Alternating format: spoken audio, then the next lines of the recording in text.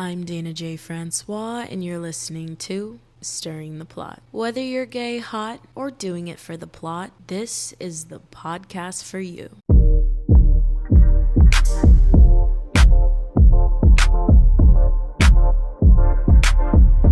We're here and we're queer, we're gay, and we slay. Today, we are diving into a topic that doesn't get nearly enough airtime. We're talking friendship breakups. When we talk about breakups, we always picture romance. You know, the heartbreak playlist, the impulsive haircut, the thank you for ruining my life text drafted in your notes at probably 2 a.m. I feel like society has carved out an entire healing ritual for the end of a relationship, as long as it was romantic. But what about friendship breakups? No one talks about those. There's no rom-com montage for losing your person who wasn't actually your partner. No breakup brunches. No best friend recovery kit. No playlist called She Used to Know My Soul. I feel like friendship breakups are quieter, messier, harder to explain to people who only measure grief in roses and red flags. But the ache, the void, the sudden absence of a person who once knew your favorite coffee order and all of your family drama, yeah, that hits just as hard. So today I am unpacking it all. I'm talking the signs, the grief, the red flags, because losing a friend isn't just a chapter closing. Sometimes it's the plot twist you never saw coming.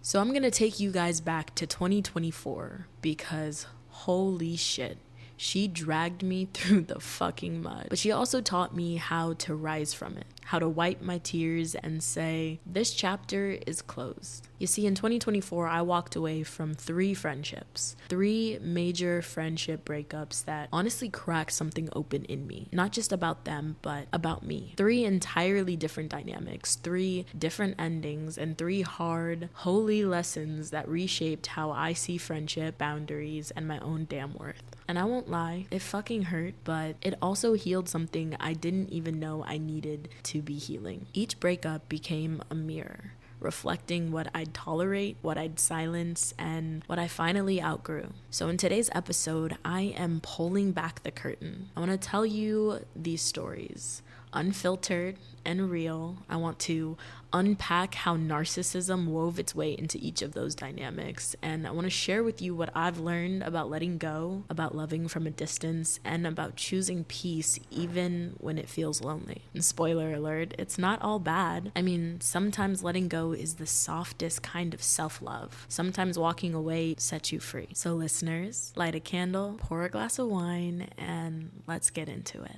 So let's start with friendship number 1, when miscommunication breaks trust.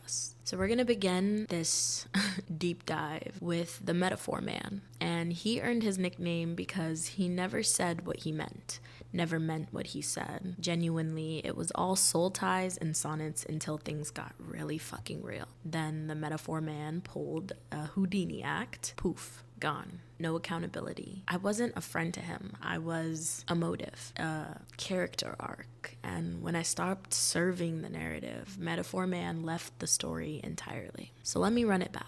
This one still stings in a way I haven't quite found the language for, because the metaphor man wasn't just a friend to me. He was my person. You know, those rare people who just get you, fully understand you? That was him. From the first day that I met him back in college, it felt like we spoke the same language. Poetry, grief, culture, queerness. We connected on a soul level like we'd met in another lifetime and picked right back up where we left off. And for years, he was my safe place. The one I called when life got too loud. The one who could take my chaos and hand it back to me in this like calm energy. I honestly believed that he was going to be a forever friend. The kind who'd know my kids' names, the kind who would be there when I published my first book, the kind who stays. But here's the plot twist I didn't see coming. It took one misunderstanding, one messy, complicated misalignment, and suddenly everything shattered. I reached out, I apologized, I sent messages, voice notes, I laid myself bare and asked him to meet me halfway. And what did I get in return? Silence. At first, I told myself that he just needed time, that space was his way of processing, but days turned into weeks, turned into months, and I realized, he was not coming back, not even for a conversation. And here's the thing about narcissism that no one warns you about. It's not always loud. It's not always dramatic. Sometimes it shows up as the refusal to engage, the refusal to acknowledge someone else's pain. Narcissists avoid vulnerability like the plague, yours and theirs. They'd rather just disappear than sit in discomfort. And that's what happened here. I think what hurt the most wasn't just losing the metaphor man. It was realizing how easy it was for him to walk away. How quickly I became someone unworthy of dialogue, unworthy of resolution, unworthy of closure. It made me question everything. I mean, what could I have done differently? Was I the problem? But the truth is, relationships don't end because you failed. They end because the other person made a choice. And the metaphor man chose silence. He chose control over connection, pride over presence. And yeah, it honestly broke my heart, but it also cleared the way for people who know how to show up, people who don't run from the hard stuff, people who understand that holding space isn't just kindness, it's a requirement. Losing the metaphor man felt like losing a piece of myself, but it also reminded me that if someone can just disappear without a word, they were never holding you as tightly as you were holding them. Now let's move on to friendship number 2, the mean girl in disguise. All right. So now I'm taking you on a journey with the PR bestie because it was all about image. She didn't want a friend. She wanted a sidekick with an aesthetic that matched her grid. You see, PR bestie was something else entirely, a walking lesson in how even the most charming, hype you up, glitter-wrapped friends can still be toxic as hell. If IOU drained me and the metaphor man ghosted me, PR bestie manipulated the fuck out of me. From the outside, she seemed like the perfect friend. You know, loud, funny, always hyping me up like I was the main character in her Instagram story. People even thought at one point that we were romantically involved because of how close we were. But what they didn't see was the control, the competition, the suffocating possessiveness that lurked underneath all of that sparkle.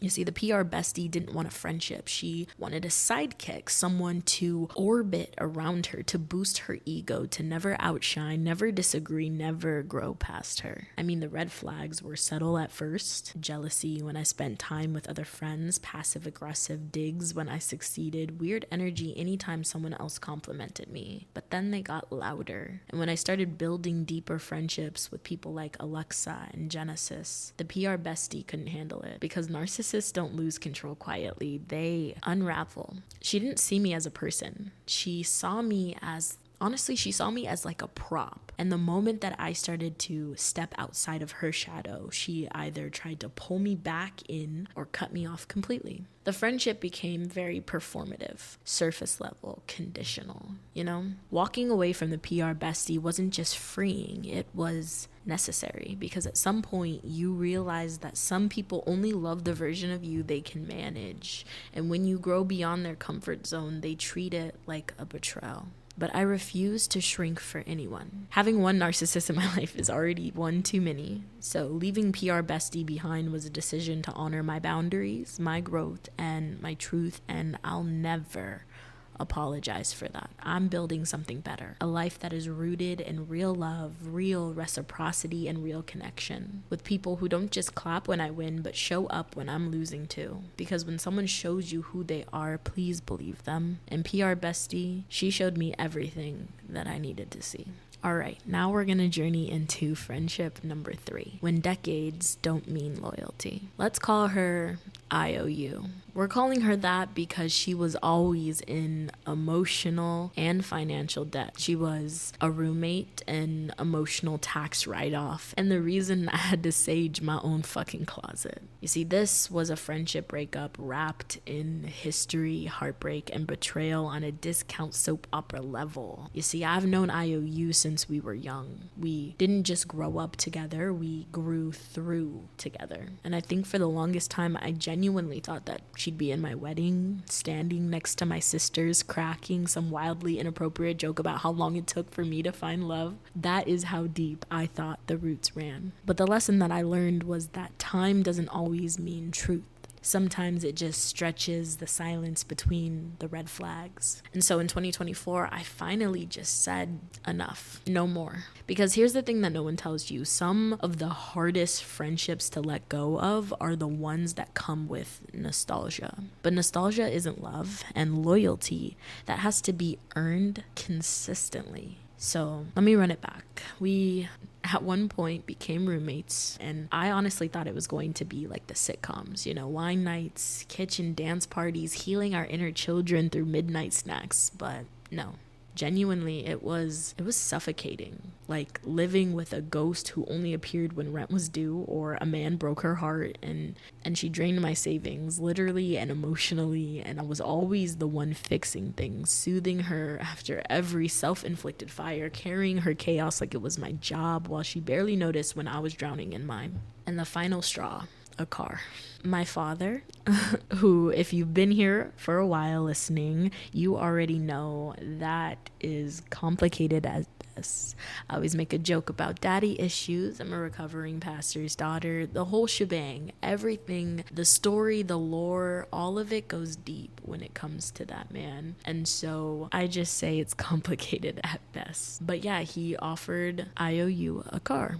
And she took it without hesitation, without checking in, without a single thought about what that meant for me. That wasn't just a boundary crossed, it was a line drawn in the sand and fucking spit on. It was her saying, your pain, your history, everything that happened to you doesn't matter if I'm benefiting from it. And that was the moment that cracked the friendship wide open, because narcissists don't just hurt you, they make you feel bad for finally putting the scissors down after bleeding for them. And it wasn't just sadness by the time that I let her go, and it wasn't even rage either. Genuinely, it was exhaustion. It was me finally realizing I don't have to set myself on fire just to keep a friendship warm. So I guess the lesson that I learned is just because someone's been in your life forever doesn't mean that they get to stay. Longevity isn't loyalty, and history is not a hall pass for harm. Breaking up with IOU wasn't about money or even the betrayal. It was about reclaiming my peace. And let me tell you, ever since I walked away,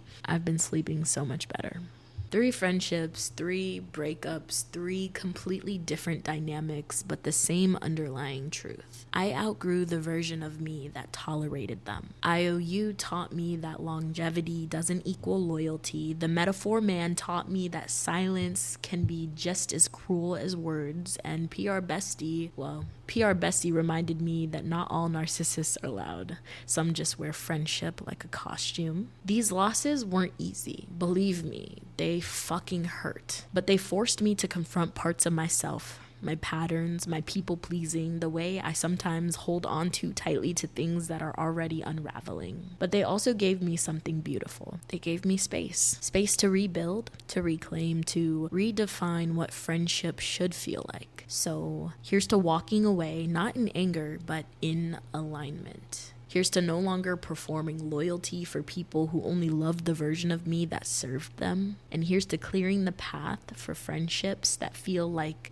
an exhale, like safety, like home. I guess the silver lining that I want to take away is making space for better. Each of those breakups, as hard as it was to go through them, they made room. Room for people like Alexa and Genesis and so many others who walked into my life the last couple of years like answered prayers I didn't know I had whispered. These people, they remind me what friendship should feel like. It should feel light and safe and reciprocal, the kind of love that doesn't demand a performance, the kind that lets you be soft and strong, where you're celebrated, not silenced, seen, not managed. And sure, there is so much grief in letting go. I mean, there always is. It's sad to lose people you once loved, people you once imagined a future with, but if I had clung to IOU, to the metaphor man, to PR Bestie, out of fear, out of guilt or nostalgia, I might have missed this. These real people, these real friendships, I might have missed them, because that's the thing about making space. You have to trust what's coming is better than what is gone. And now I can't imagine my life without these new connections. 2024 taught me that not everyone deserves access to my energy, to my heart, to my story, and that is okay. You see, some people are meant to be lessons, not lifetimes. Some chapters are just meant to teach you how to write better ones. And what I've come to realize is that each of those friendships I let go of was marked by narcissistic traits. People who centered themselves, ignored my boundaries, and thrived on control.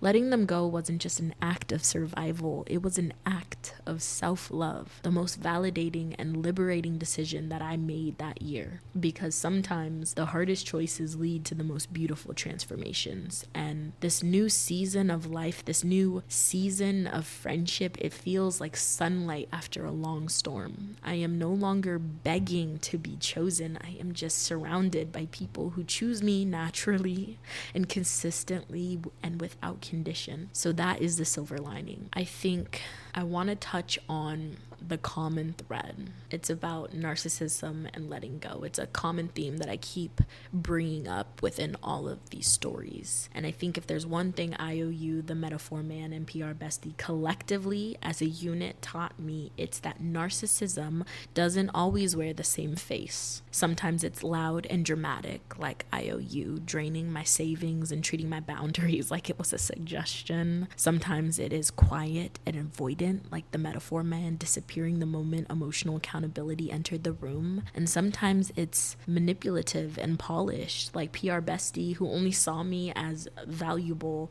when I played the role that she wrote for me.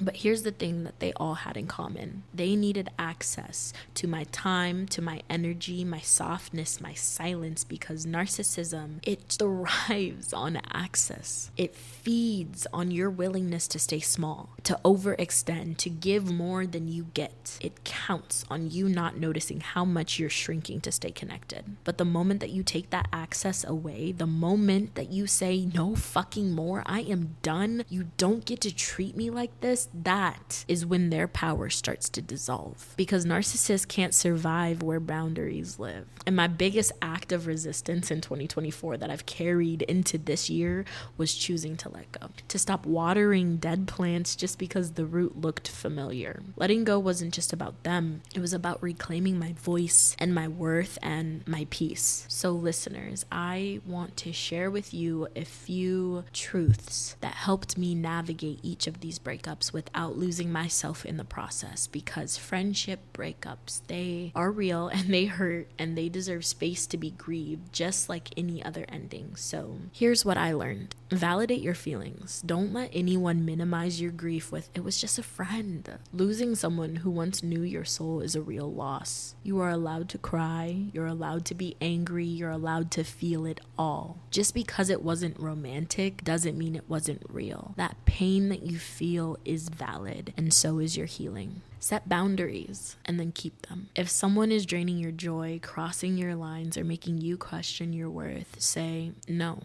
No more. Protect your peace like it is sacred, because listen to me when I say it is. You are not selfish for walking away. You are self-aware. Reflect, but don't obsess. Yes, I want you to look back and learn what you needed to learn, but do not spiral in the what ifs. Not every friendship comes with closure wrapped in a pretty bow, and that's okay. Some endings are meant to just be accepted even when they're not explained. Make space for better. Letting go isn't the end of your story. It is the start of your next chapter. It is one that is filled with people who will show up, who will pour back into you, who won't flinch when you shine. So just trust that what's ahead is better than what you left behind. Because the truth is, friendship breakups do hurt, but they also heal, and they open doors to people who love you in ways you didn't even know were possible. So now I kind of want to shift gears a little bit.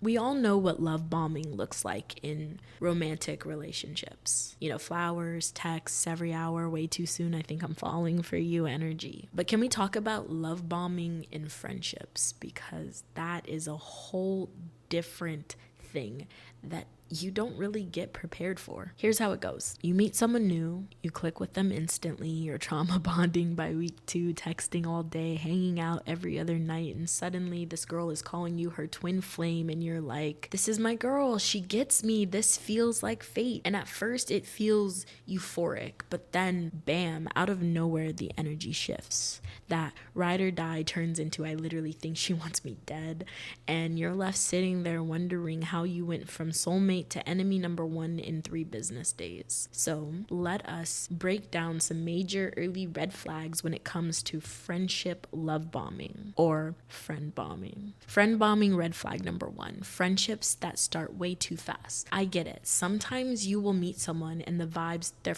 chef's kiss, they're immaculate, but the real lasting friendship, that requires foundation and not just vibes. So if you go from just met to trauma soul sisters in a week, chances are it is going to crash and burn just as fast as it started. Friendship love bombing red flag number 2, the immediate labeler. You see, if someone is calling you their best friend, their soulmate, or saying I love you like a sister within the first few weeks, it's not sweet, it's kind of suspicious, because labels come with expectations, and if you don't feel that close yet, you'll start performing that closeness out of guilt or pressure, and that is when boundaries start slipping. Red flag number 3 is the pedestal placement. You've heard it, quote, I don't normally get along with other girls, but you're different. Or you're so drama free, you're so chill, you're not like the others. It sounds flattering, right? But it's often like a trap. They're not celebrating who you are, they're isolating you.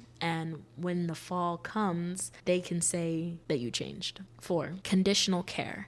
This is when the friendship starts to feel very transactional. They'll say, I'd drop anything for you. But what they really mean is, now you owe me. So the minute you miss a call or you can't show up or you choose your needs for once, suddenly you are the villain. You are the bad friend. So let me be clear when I say support shouldn't be a contract. Being there for someone should come from love and not leverage. What I've learned is that friend bombing is all about control.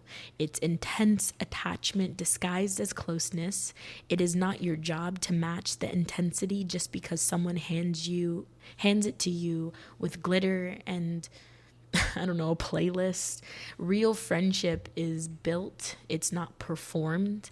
And if someone's rushing the script, they're probably not here for the whole story. So those honestly were just like a few of my kind of early red flags, because it's crazy how similar relationships are relationships, if this makes sense. And a lot of the stuff that you see in your romantic relationships or your situationships can easily be mirrored in your platonic relationships as well. And it's why we don't pay enough attention, because it's not romantic. But these platonic relationships have early red flags for love bombing, or just early red flags in general, or red flags that come up as you navigate a relationship, and you walk away with lessons after platonic relationships end in the same way you do with romantic relationships or situationships. And that is the biggest point that I'm trying to get across.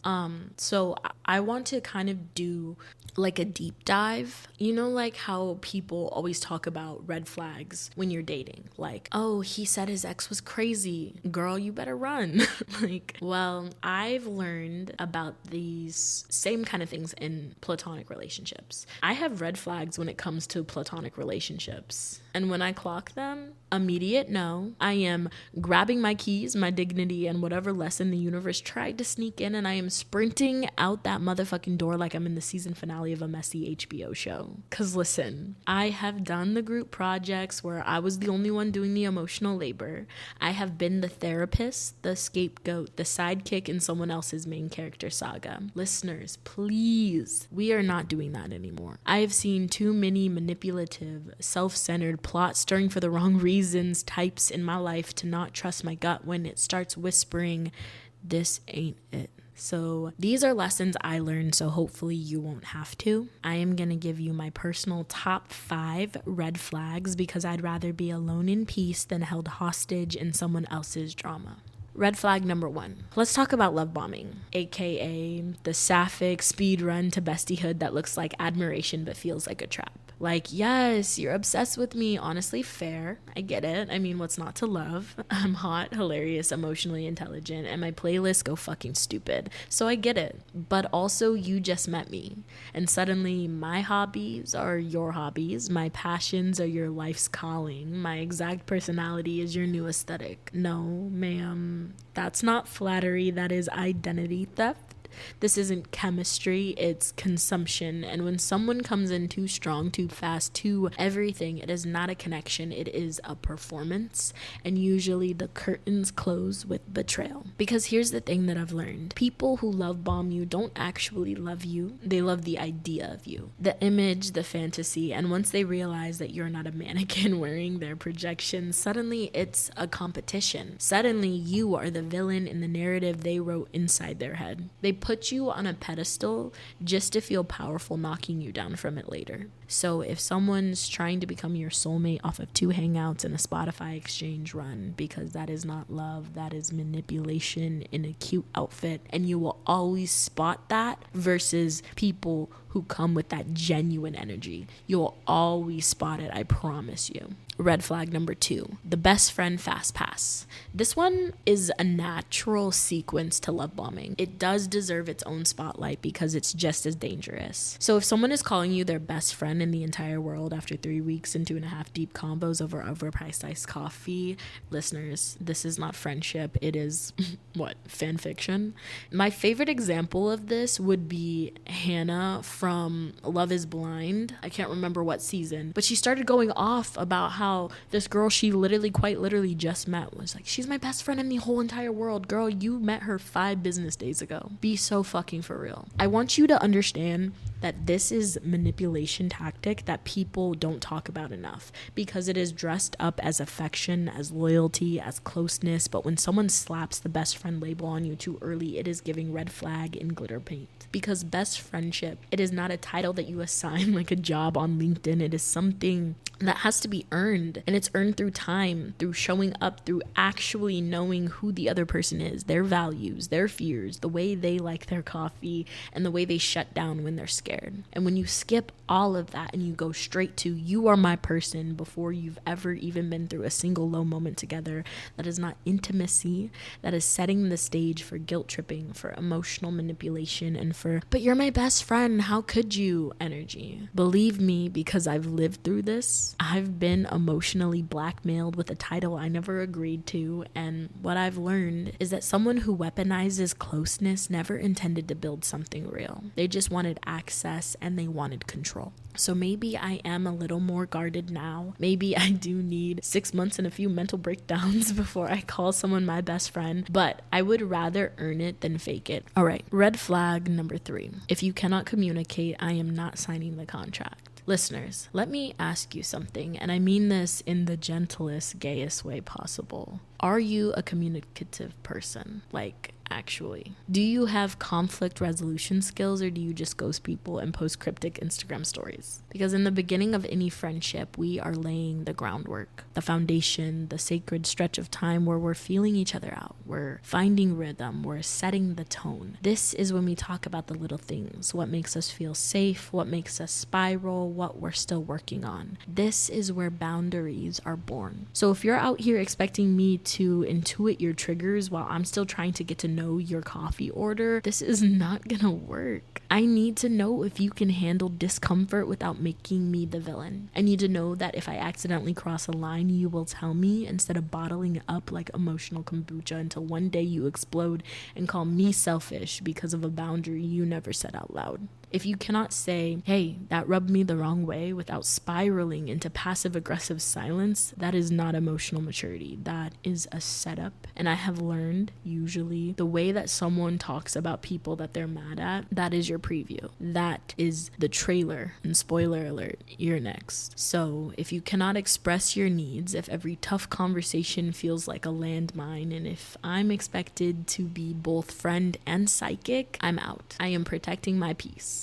Red flag number 4, early trauma dumping with no room for you. And listen, I know that this one specifically is probably going to ruffle a few feelings, but I say this with love and with lived experience. Immediate trauma dumping without reciprocity is a massive red flag. And just let me be clear, because I know somebody's already clutching their crystals. Vulnerability is not the enemy. Vulnerability says, I want to share this with you. Trauma dumping says, here, hold this for me and fix it while you're at it. It's the difference between inviting someone into your story and handing them the whole damn script and telling them to direct the show.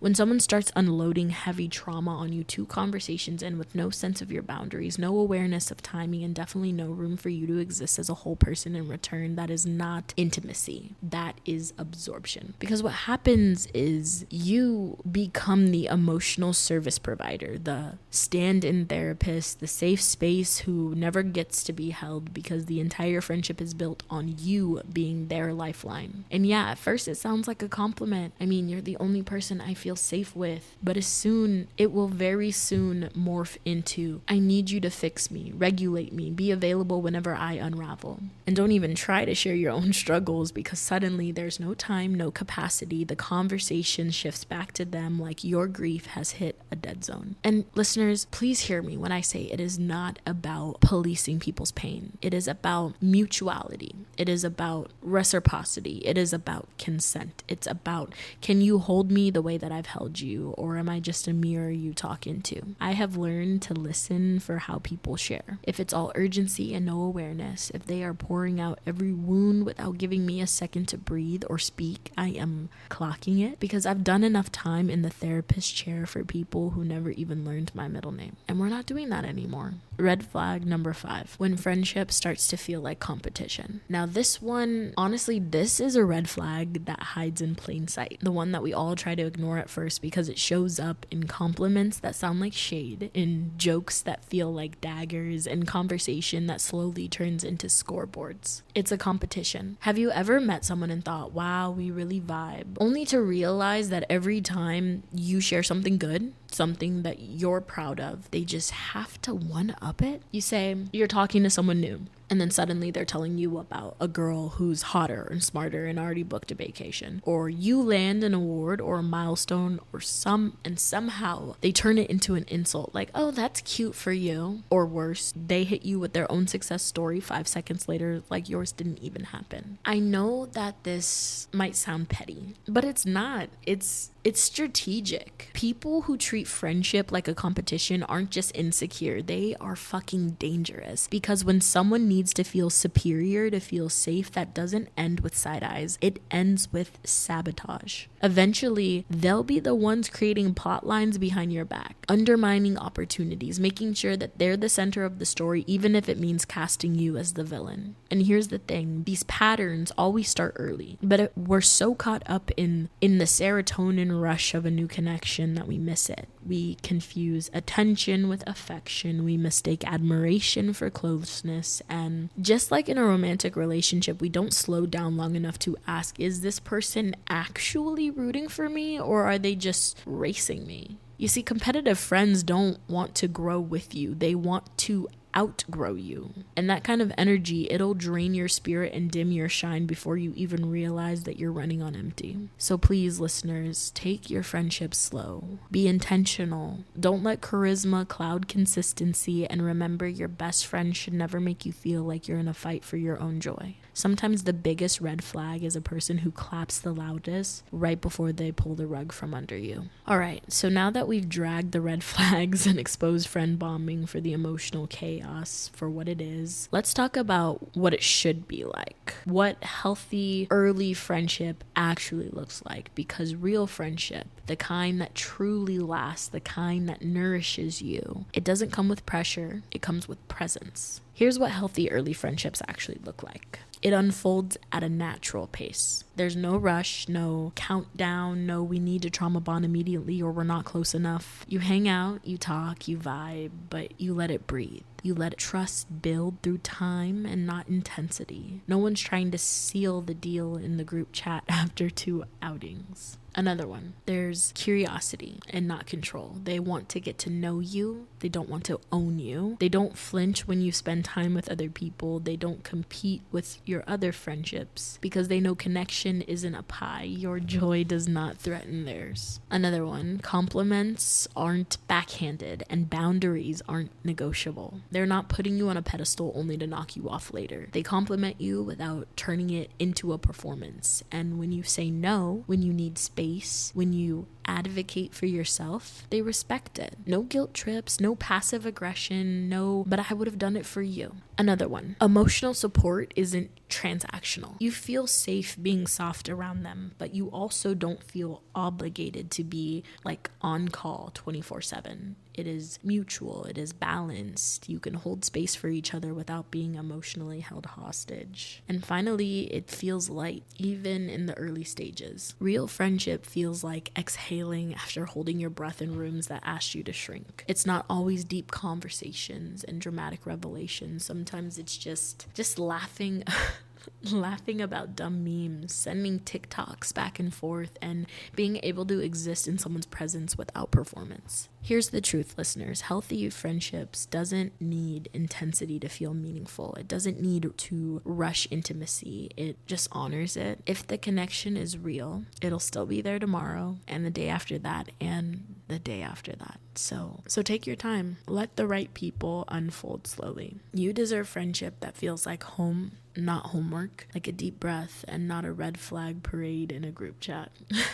So there you have it. 3 friendship breakups, 3 heartbreaks that didn't come with a playlist or a closure conversation, but somehow still cracked something wide open in me. IOU taught me that longevity doesn't equal loyalty. The Metaphor Man taught me that silence can sting more than words, and PR Bestie reminded me that not every hype girl is harmless. Each of them showed me what I will no longer tolerate, what I won't shrink for, and how sacred my peace really is. But the truth is, letting go hurts. It unroots memories. It rewrites the future that you imagine, but it also just makes room for people who meet you with consistency, clarity, and care. For me, it was people like Alexa and Genesis and so many other people who have walked into my life the last couple of years. The ones who walked in after the storm and reminded me what real friendship feels like. Light, reciprocal, free. Friendships that don't just look good on paper, but actually feel good in practice. To the kind that holds you when you're soft and still cheers when you shine. Remember, friendship breakups, they are not just endings, they are invitations to grow, to heal, to choose peace even when it hurts. So